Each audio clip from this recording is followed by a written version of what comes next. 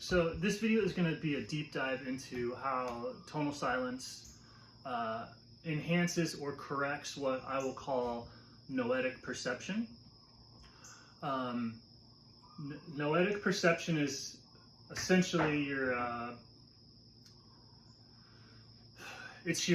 long range sense of touch. It's the sight that people see when their body relaxes to its natural state, right? So this is very similar to what people point out with meditation.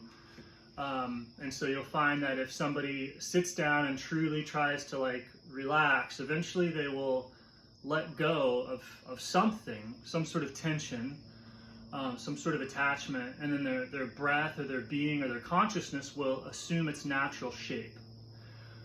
Once their breath has assumed its natural shape, you'll have what people call an enlightenment experience or a satori, or you start seeing reality correctly, like fully, presently, and for real. And so this is essentially your sense of touch expands itself so that you know the truth about things pretty far out, like as far out as you can see. And you can feel those things to the same degree that you feel your own self, you feel your own body. So then it's not just that you become real in sort of a virtual environment, but with the noetic sight corrected, you participate in the entire environment to the same degree that you participate in your own body, and you feel this happening. And so I've been describing this as your sense of touch is like your nearsighted noetic perception, and your far-sighted noetic perception is what people describe as like intuition, athletic feel, like a person's ability to feel out into the implement of their sport, or a sword, or like a sword fighter becoming the sword. The surfer becoming the wave, the swimmer becoming the water. This thing to where you are suddenly, you're feeling out past yourself. That's all these different examples of distance noetic vision. And so the way that this is corrected is, one, via the body has to be the correct shape, right? So noetic perception is like everything's coming in, and you're looking into all of your sensory information. You're looking into any information that's coming into the body. Some of that is through the sense organs, but there's other stuff that changes how you feel that's not through the sense organs. Different types of vibes, or different types of things that people pick up on. And so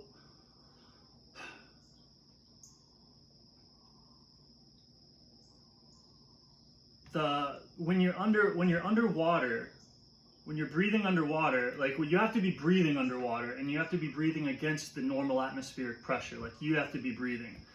If you're underwater and you're breathing with a regulator, then most of this information that is coming from the water is removed, and it's absorbed by the regulator, which is pumping your air. The pressure from the air tank is what's inflating your lungs. You have to be breathing through a snorkel underwater, so that then your lungs, the thing that's pushing against the water, is your own effort, is your own will. That's where a lot of this sensory information comes from. And so this is why people haven't really ever noticed this before, because either you're free diving and you're not breathing at all, so this information isn't being taken in, or you're wearing a regulator, and again this information is being absorbed, or it's going into the air pressure of the regulator and not into your neuromuscular system where you can perceive it. So when you're underwater a couple of feet, like just a couple of feet down, what happens when people try this is they are astounded by how difficult it is to breathe even half a foot or a foot underwater through a snorkel. It's very heavy. There's a lot of information that's coming in. What is that weight? It's the entire swimming pool. And so it's moving a ton, right? So all of a sudden your breath is connected to this weight that's moving around, all this pressure that's moving around. And instantaneously, you could see how, imagine yourself dumped in the middle of the ocean on a buoy, and you're relaxed. You can do this thing to where you're breathing underwater. Just imagine yourself holding your breath, and you're holding onto this pole, and you're able to chill. You're just able to chill. And you'll see that the ocean goes up, the ocean goes down, waves are going by, and you'll start to notice that you can feel what's going on way, way, way far away from you, directly.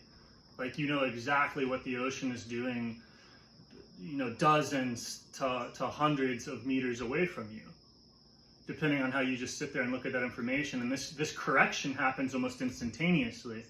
So you can go from having no kinesthetic distance vision of like, I don't feel anything very far away, to all of a sudden when you're in water, when you're submerged in water, your kinesthetic sight is instantly corrected, because the water essentially causes your breath to adopt a perfect shape.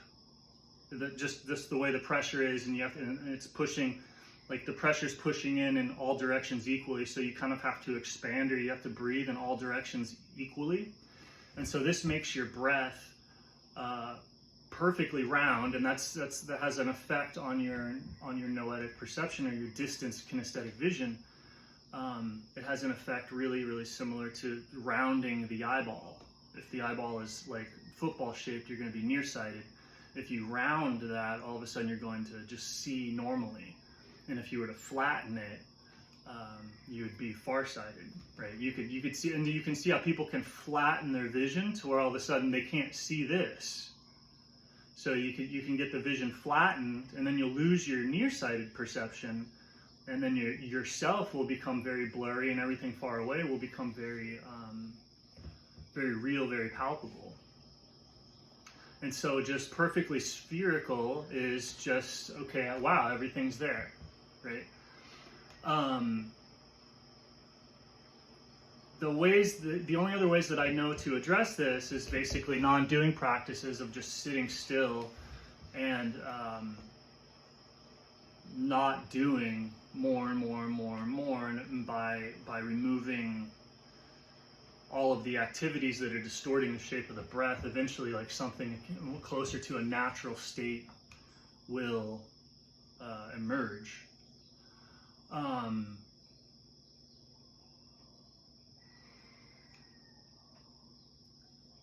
The water, since it's dynamically teaching it's pushing in every single direction, it kind of acts the same way that like a sport or a dance, you know, these singular activities sometimes pull us into a deeper kinesthetic vision. Like we go into those activities, and like I was saying, like you can feel the baseball bat as if it's part of your own body. You feel your dance partner as if they're part of your own body.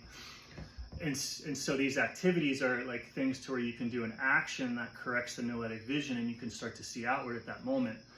With water, the activity is so systemic and so totalizing and so complete that it kind of pushes you out in every direction, as if like you were passionate about every single possible sport, like every single possible hobby where people like learn to go beyond themselves. The water pressure just kind of stimulates or pushes you or teaches you in the exact same way as all of them combined. So it's a very systemic type of like opening, or a systemic focus, just on how it cues the breath. Like imagine somebody going, you know, here, like breathe more balance, right? The water is automatically pushing you towards breathing more balance just by its very nature. So that can open up different levels and different scales of kinesthetic perception. Everything from, so you have, when you're in the water, you have one type of feel that is just feeling the water that's immediately against your skin. Like what are you immediately pushing at? And then you can feel a little bit beyond your skin to like what is the wave doing around me? Like what's the immediate vicinity of the water doing? And you can notice that you feel if you're going up or down, or what's going on, and then you can feel yourself on a wave bigger than that, and so you'll see that you have all these distances and all of these different focal planes of kinesthetic perception that are, you know, immediately opened up in the water. They're there if you just look. And so there's different, obviously there's going to be like different things going on if you're in a like a tiny little bathtub versus a swimming pool versus a lake versus an ocean. But the instant that you're able to relax and look in water under these circumstances where you're actually totally submerged in the water and still breathing, so the weight or the activity of the entire body of water is pressing in on your breath. It's pressing into it equally in all directions, and so when you breathe, you press back into that equally in all directions. And then once you're relaxed to that point to where you can go, oh, I'm noticing something here, you'll find that your vision is instantly corrected, just like putting on a pair of glasses. So your breath might habitually be screwed up, just like your eyeballs might be habitually like nearsighted, but the instant that you put glasses on, all of a sudden, boom, there it is. So that effect happens in water. And then when the natural shape of the body is the correct lens for this type of perception, just like the natural shape of the eyeball without tension is the correct lens for vision.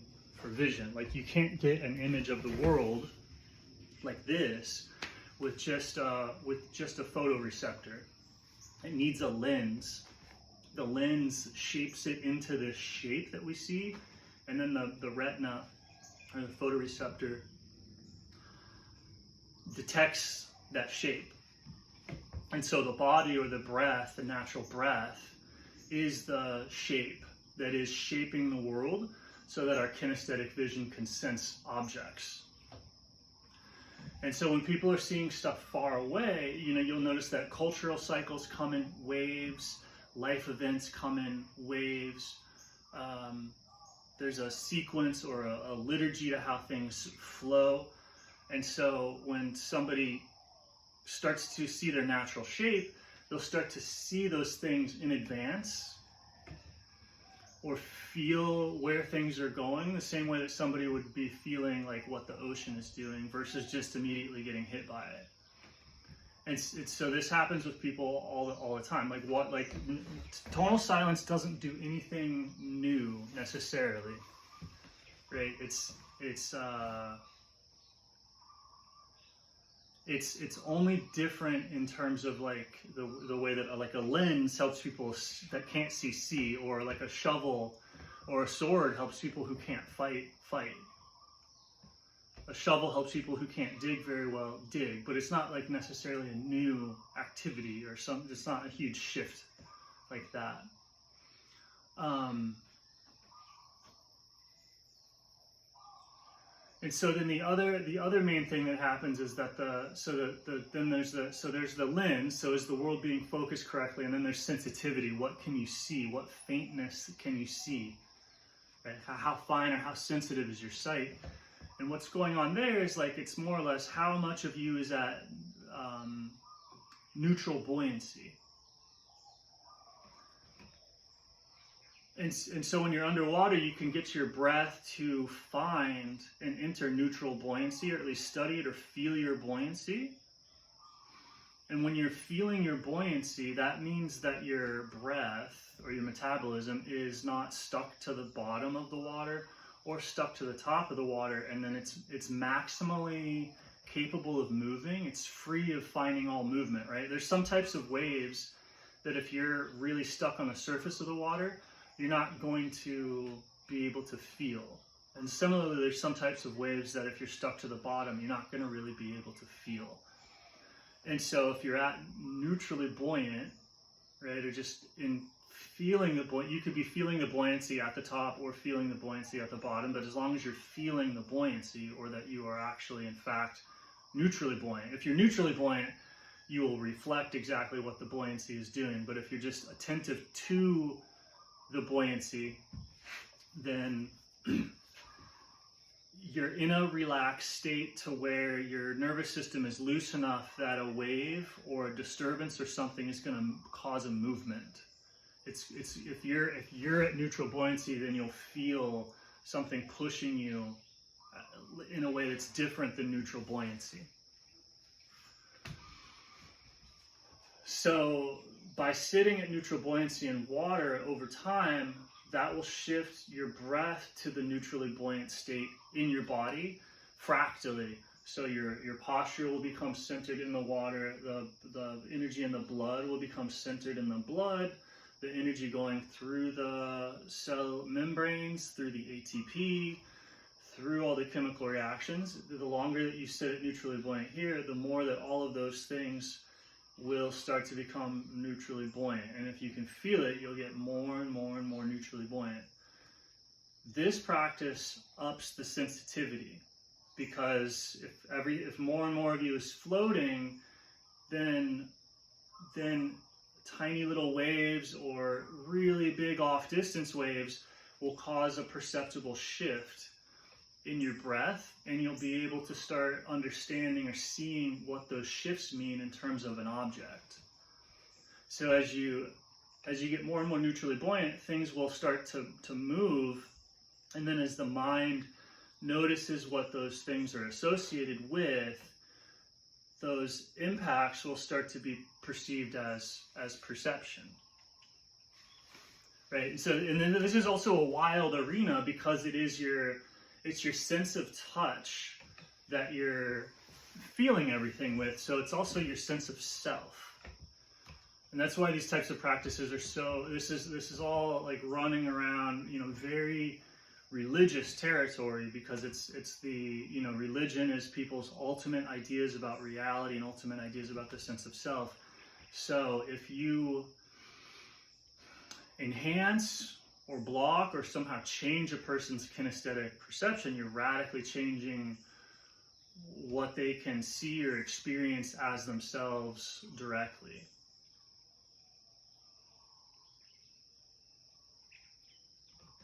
And this is similar in Orthodox Christianity. There's a practice called hesychasm.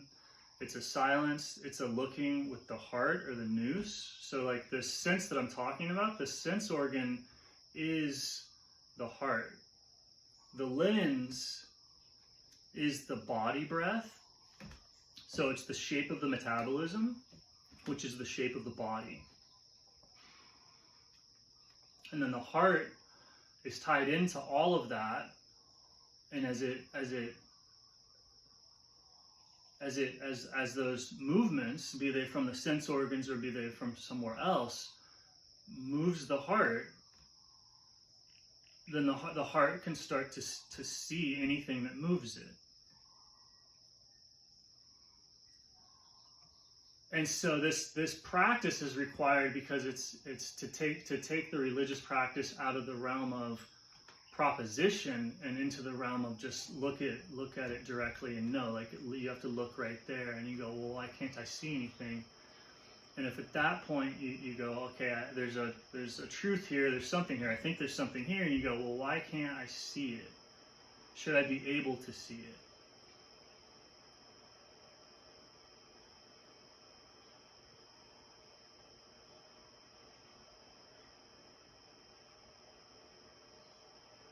And so those two things is what the tonal silence just rapidly addresses both of those, in terms of you can find water allows you to find neutral buoyancy like very fast. It's like a lens or a fulcrum or whatever else. If there's many practices of finding neutral buoyancy, of finding the support of God or existence of all being, or just balance in a sport. Many practices that do this. The water, if you're just in enough water to float, it brings neutral buoyancy right to your doorstep, right there, and then it brings it right next to your breath, so you can exhale, inhale, and immediately find neutrally buoyant. This immediately increases the sensitivity of everything in the body, noetic perception, which is the kind of Noetic perception is like the sense of touch, but it also includes like all of the senses. It's all perception. It's all possible noticings. Is the information that the heart is taking in. It's taking in what the brain is offering it through the sense organs. It's taking in what each organ is offering, with how its environment is causing it to shift and move the body and to move all the electricity and all that. All of that's being presented to the heart, and all of that is noetic perception. And so the water makes that just like directly accessible to be worked on. You don't need a great teacher. You don't need to understand it that well. You don't really need anything. A lot of the times, like, this stuff requires like a lot of priming and luck and skill and everything, but it makes it so easy that anybody can start working on it correctly. And then just the pressure itself for the exercise is like very, very systemic. So even if you like, say, get bored or distracted or fall away from the neutral buoyancy practice, you immediately go into an exercise that is automatically balancing. So you might start like breathing actively or finding out anything. The exercise is good for you. It pressurizes. Everything happens like equally and just perfectly. It's more or less perfect exercise. So it causes the shape of the breath, and it causes the shape of the body to return to natural. And then all of this stuff is where, everyone kind of has conflict over which beliefs are correct, and all of those are a crutch for not being able to see the world clearly or being distorted from your natural shape. So if the natural shape can be found or induced, then genuinely in most cases that will solve 99.9999% of a person's problems.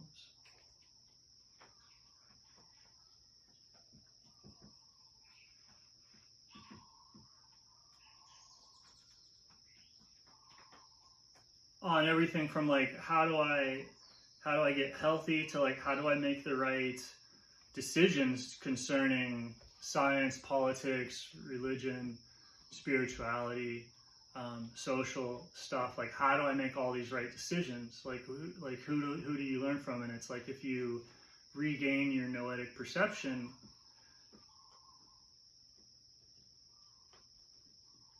all of those decisions become obvious because you feel the large scale impacts of your presence, your actions, your behaviors, and you feel all the other people as you do yourself. So your reasoning becomes truly that of the whole system itself, and not the reasoning of a person in a world of which they are not a part of.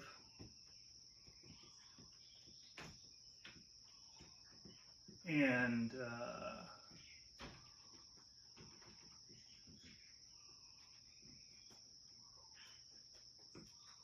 yeah, so that's how it works. It's you know, I've worked with it for like about 10 years, and it's done a lot, because it's like, as you do it, as you see things differently, you see things more clearly, you see things at different scales, levels, like, and so it's after playing with it for about 10 years, it seems like that's kind of the main gist of what's happening with the tonal silence practice, in terms of like, well, what's going on here exactly, kind of scientifically.